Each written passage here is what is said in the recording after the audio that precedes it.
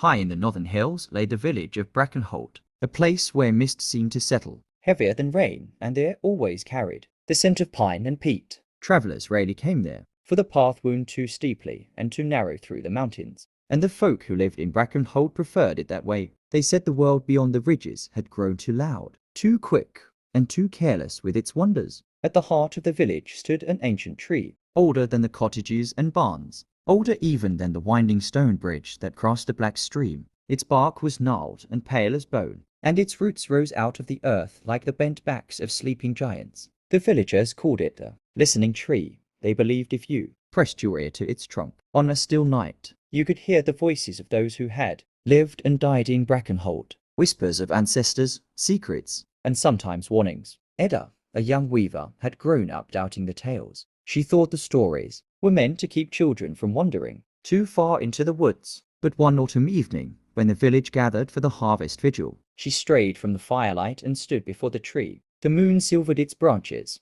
and the mist curled at its base like a waiting animal. On a whim, she placed her ear against the cold bark. What she heard was not the murmured voice of Keen, nor the drifting lull of a forgotten song. It was clear, sharp, and urgent. Do not let the lanterns go dark. Keep the flame, child, or Brackenholt will fall. Her heart quickened. Lanterns burned all night during the vigil, always had. But when she turned back toward the village, she saw one had already sputtered out. Then another. The mist seemed to thicken with each dying light. Edda ran, shouting to the elders, but the voices of the crowd were swallowed by the fog. She snatched torches from the bonfire and relit lanterns as fast as her trembling hands could work, her breath white with fear. Yet no matter how quickly she moved, the dark seemed to swallow light quicker than it should, as though something unseen prowled at the edge of flame. At last, she pressed her torch to the largest lantern at the square's center, whispering the warning she had heard. The fire caught, flared bright, and then spread, leaping from lantern to lantern in a rush of gold.